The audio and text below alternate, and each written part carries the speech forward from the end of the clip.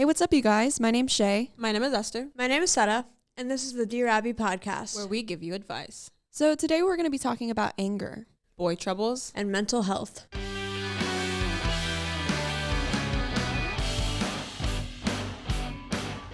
Alrighty, so our first user said, I've been so angry lately, surprise, surprise, because of a man.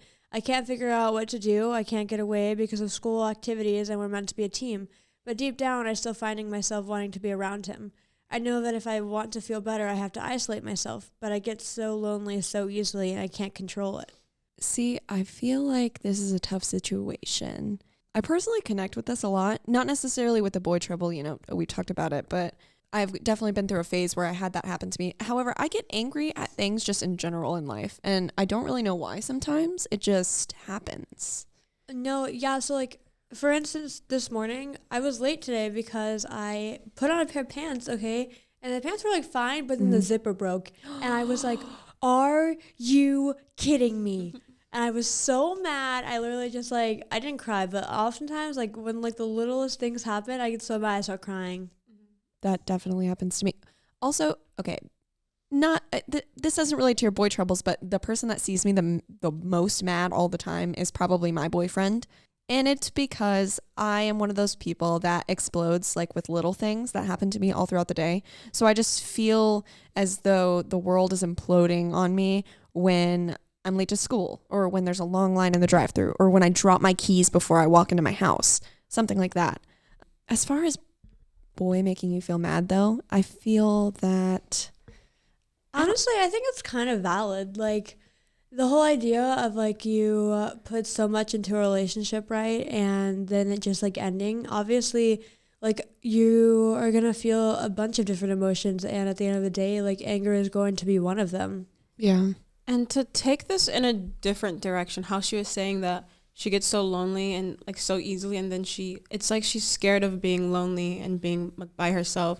And I feel like that's something you might need to work on and might need to address, because if you're in a relationship but you feel like you can't be alone, then maybe you shouldn't be in that relationship, because you should be able to be by yourself and love your own presence and not feel like you need someone else's to be there with you 24/7. Yeah, That's true. And that might be where that anger is stemming from. I mean, not to air my relationship on the internet more than I already do, but in any healthy relationship, you have to ask yourself a couple questions. Can you be alone without this person? Is the reason why you're in this relationship because you feel that you can't survive without them? Why? Do you feel jealous of the time that they spend with other people? And I've had to ask myself these questions, for real, because that would make me angry and jealous.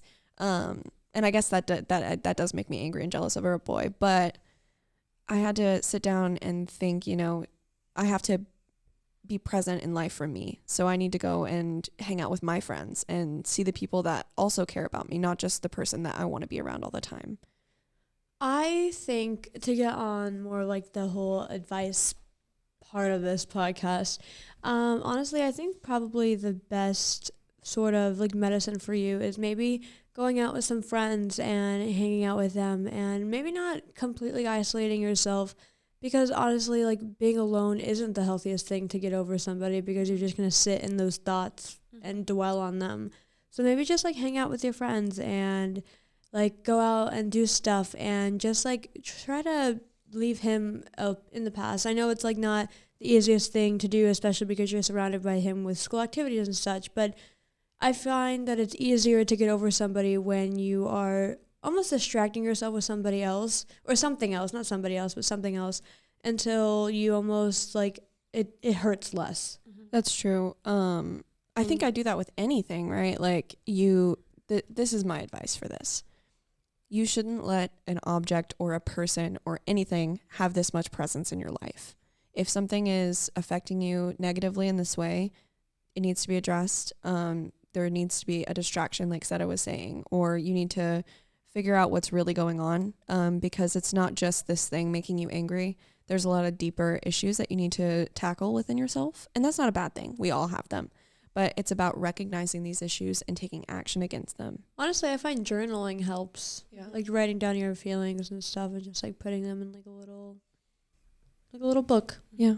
And I would say you just need to nurture other relationships that you have independent from him. Like whether that be like your relationship with yourself, that's a really big one. Because if you don't have a good relationship with yourself, none of your relationships like will be as, like fruitful as they should be. So if you just nurture that relationship with yourself and your relationship with your friends and your family and all that stuff, then you might find yourself putting like, I don't even know, like you might find yourself like feeling a bit better.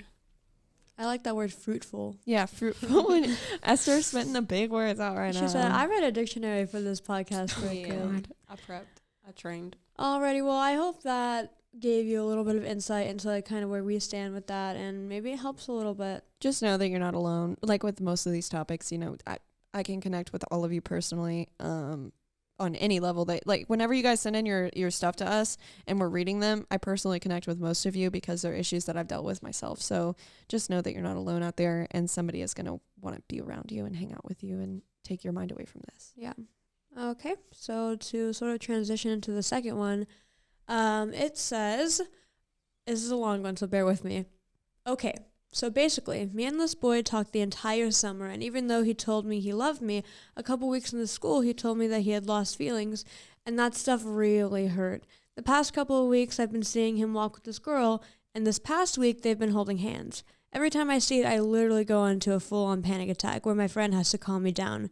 How did he move on so quickly? I don't understand. He liked me for the most of last school year, and now he's fine without me? I don't know what to do anymore. He literally consumes my every thought. Please help me.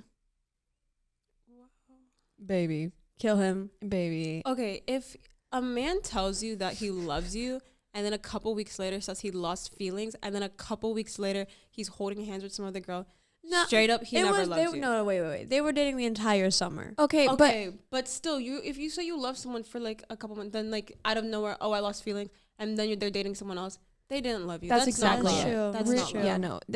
Okay. I know that in episodes before, me, Esther, and Seta were on the same page that young relationships are oftentimes like the most influential ones that you'll have because they set you up for your partners in the future and how healthy or unhealthy you're going to be. But there's a level that we have to recognize that sometimes the people that we're with aren't matching up to our maturity level. I agree. And they aren't taking you as serious as you're taking them. And that is a very hard pill to swallow because sometimes you have to realize that you are doing more for yourself and your relationships with other people than they are doing for you. So honestly, like in the most respectful way, just drop him, bro. Like, don't even think about him anymore. Mm-hmm. Block him on all social media. Don't look at him. Like, I think that the easiest way for me to not think about a boy is to literally just never look at him. Yep. Yeah. And you should never let not just a boy but anybody have that kind of power That much over power you. over you, yeah. That you're like having panic attacks when you see him. And I get it. Like I've been there. Like I get it. Like, She's been there, let me tell you. Like I get it. I understand like the obsessiveness, but he didn't love you, and like the sooner you get that through your head. No, but the sooner you like you come to terms with that, and I it's gonna be like hard to come to terms with that. I know. But the sooner you come to terms with that, the easier it will be to get over him. And just know that there are going to be better people and better men out there that actually who truly love you. care about you. Yeah, and wouldn't do that kind of thing to you. That's so true. Also, like the whole idea of like he lost feelings from the school year. Girl, he was just using you to be like keep him coming during the summer. Exactly. He does not care about you. He is scum of the earth. And that is super hard to swallow. Like I said, sometimes you find that you have a deeper relationship with people than they have with you. Mm-hmm. And that's so hard to deal with because you're just trying to love them in the way that you want love back. Right. And that's hard. But remember, like Esther said, there are people out there that are so much better for you. And one day you're going to wake up and the sky is going to be so irrelevant because there's somebody new in your life that makes you feel 10,000 times better. Yeah. So advice, just try to keep on trucking. Do not look at him. Mm-hmm. Don't look at him. Baby, I think that this generation, and I mean, I'm part of it too. I do this, but we forget that the block button exists. Literally. Like, I'd be using that over and over again because if somebody is having that much of an impact on my life, no, they're not. Block. Yep. They don't exist anymore. That's great. In my opinion, that's great advice. Hit the block button more often, guys. Period. What do you got, Esther? I think I about covered it. Yeah, so just not avoid him. Just like don't let him have this much power over you, because like you are your own person and you don't need him in your life. You're definitely a baddie. Baddie. And Okay. don't let gross men tear you down. Yeah. Don't let anybody tear you down. Don't let anybody. gross people, human beings, tear you down, bro. Okay. So we're going to get to this part of the podcast that everybody loves so much because it's like super different every time. It's like I change it up every time. You know what I mean? We're going to get to our sponsorships, which I personally love. So this episode and every episode is sponsored by Deer Park's journalism program. The class is split into 2 sections, one being news and media, where we collaborate to make podcasts, magazines, and dabble in graphic design, while the other class is yearbook, which designs, you guessed it, the yearbook, and photograph school events. Talk to your school counselor or Mr. Wyman himself in room 2342, it's right above the pool if you didn't know that, about being in our programs.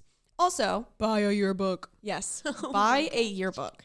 You can go to thedeernetwork.com/yearbook to purchase one. And come on, guys, it's about preserving your high school memories. It's about remembering the people that you love. And it's also about making sure that we have our podcast equipment and stay on like air. So although we cannot promise, however, that is going to come out at the end of the school year, because this recent yearbook did not come out until the beginning of this one. no, that's exactly it. So just keep in mind that you're going to get your yearbook and they're working on it to make it the best quality for you guys. Just remember that whenever you're complaining about you're not having a yearbook in the summertime. I know, I was there, but just know that it's going to be worth it. And when it comes out, it's going to be everything that you want. And we needed to make sure that all of your pictures were in there so we didn't deal with that fiasco anymore. But anyway, we're off the topic of the yearbook. Go buy one. It helps us stay funded and it helps fund our classrooms that we know you guys want to join. So just go ahead and join them. Join our classes. So yeah. Alrighty, back into our big old topic, the big beefy one. Our regularly scheduled program.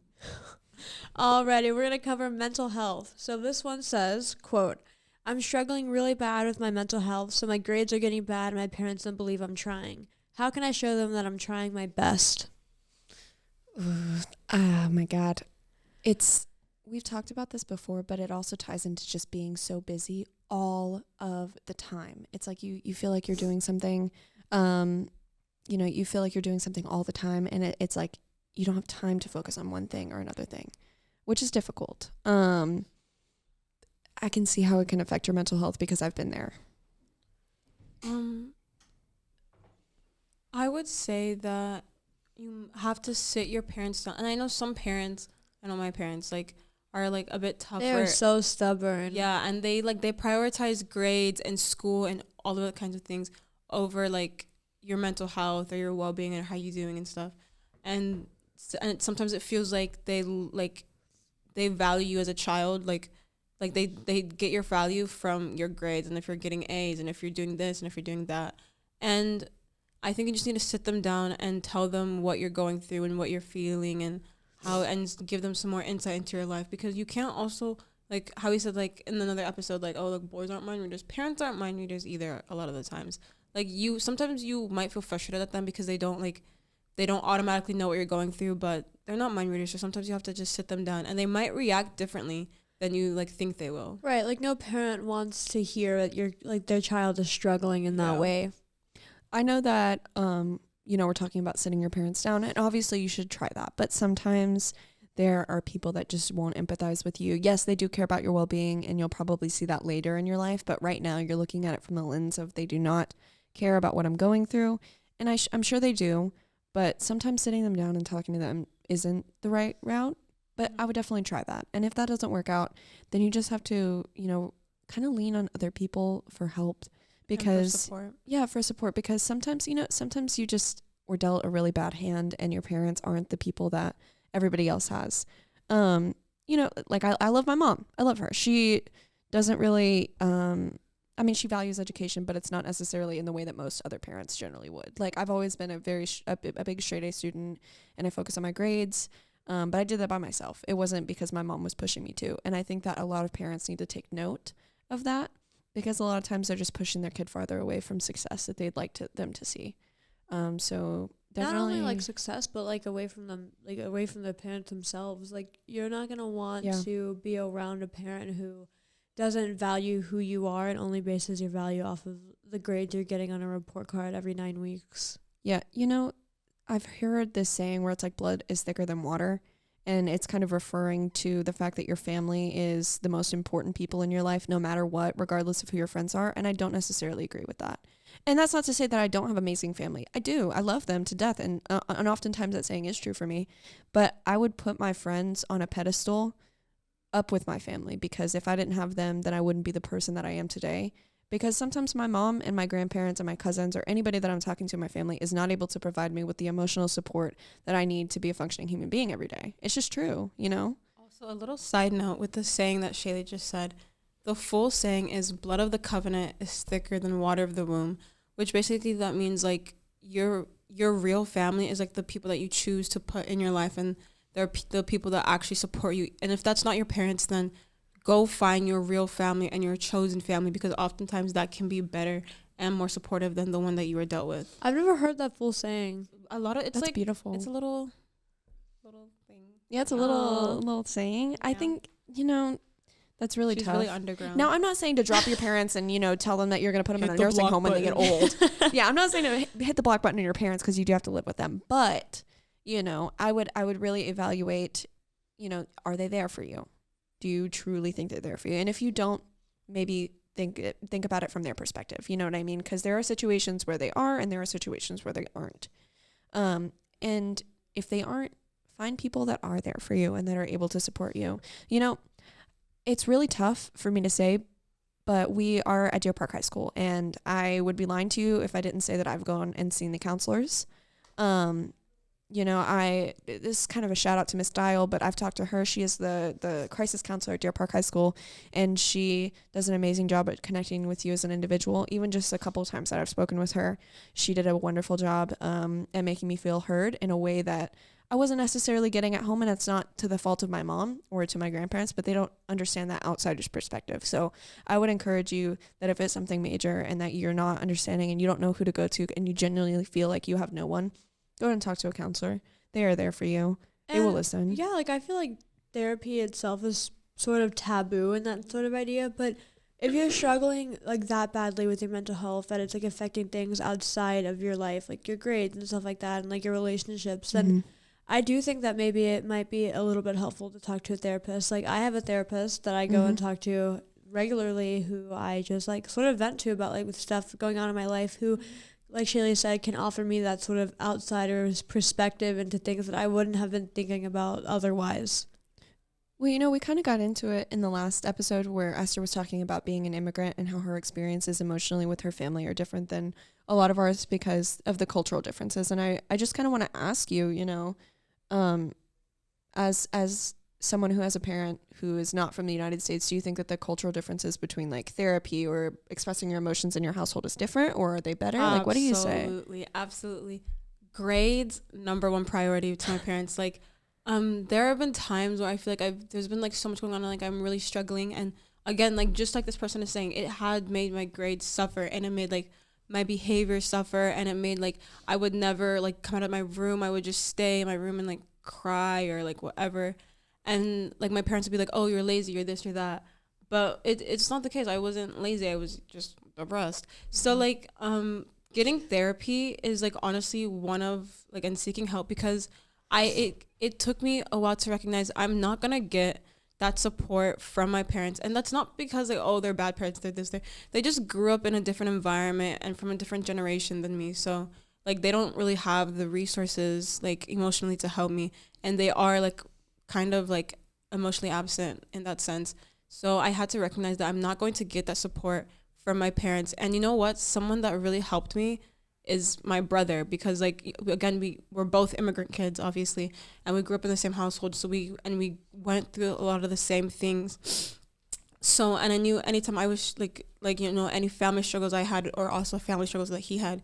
So we were really able to bond, and that actually pulled us closer together. So, and a lot of my friends, a lot of my closest friends are also immigrant kids, and they've been through a lot of the same things I've been through. So having them and being able to lean on them for support was something that really helped me. So you can, if you find people that, have been through a lot of the same things that you've been through, and you can really lean on them for support, and you can really lean on them to empathize with you and give you that that they give you what you want to get from your parents that they just simply can't give you. So that's something I would really say to do. I love that perspective. Yeah, I also do think it's important to kind of remember and know, and not to take like any parent side or anything like that, because like we're always on your side, girl. Always on your side. But like Esther was saying, they did grow up in a different generation where school, I feel like, was a lot easier for them. You know what I mean? Like they didn't have advanced classes, or like not as advanced as ours are right now. Like we're taking college level classes sometimes where like we are pushed to like the absolute max, the absolute brim of our education. And in their generation, they weren't sort of given that luxury, but also sort of that weight, I would say. You know what I mean? And also, kind of another thing is that a reason why my parents, again, they're immigrants, they push me so hard is because they struggled a lot. Because, you know, they're not from here, whatever. Like, they struggled a lot with a lot of different things. So they want me to get a good education and to, you know, utilize every single opportunity that's given to me. So I will have an easier young adulthood than they had, and an easier like teenagehood. Like, and you know, I'll be successful, and like you know, one day they know that I struggle with a lot of things now, but they also know that if they don't push me, then I may not be as successful as like I could be. So that's sometimes true. Your parents aren't like yes, they can be overbearing, but sometimes they just want you to like live up to your fullest potential and succeed. You know, that's true, because my mom, you know, I have a very traditional white mom. She's very chill about everything. She doesn't really, like, she cares, but it's in a different way. Like, you see it in different ways. But I like I've said before, I've always been someone that's really good at school. I'm just good at it. You know what I mean? That's not to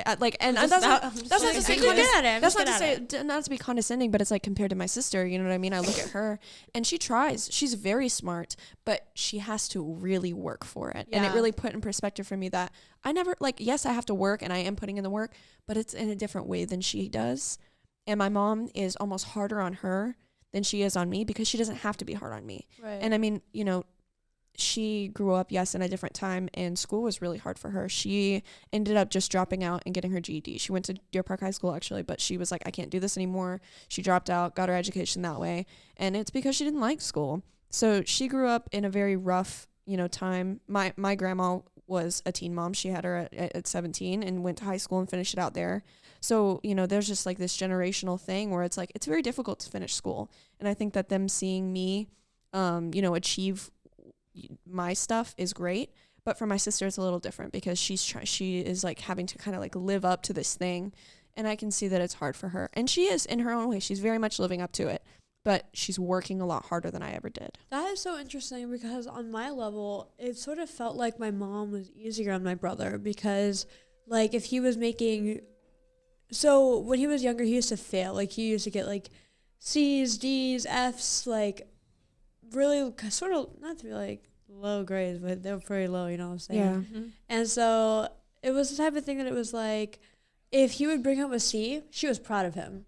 And I always found myself sort of just like questioning like why my A's weren't like getting that same praise, and it was sort of because of the whole idea that she was just like used to it. She was expecting those out of me. Yeah, you made that an expectation instead of something that she would be really proud of. That's hard.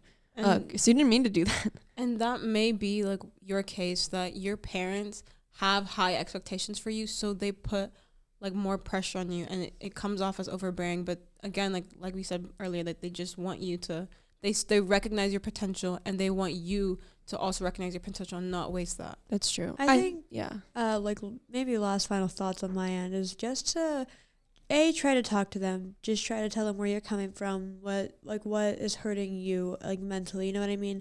And if that doesn't work, maybe talk to them about therapy. It's just something to like be able, that you can talk to an outside source and sort of get the help you need. So that way, in turn, your grades will end up getting better and stuff, because you're in turn getting better. That's true. I think kind of to bounce off of what you just said, you know, if your parents can't empathize with you after that conversation, lean on other people that you know can help you. Go to counselors, go to your friends, talk to others in your life that are there to support you. Talk to us, you know, you can always reach out. We're here for you. That kind of thing. On the gram. Yeah, it's that kind of thing. I think that's my final bit.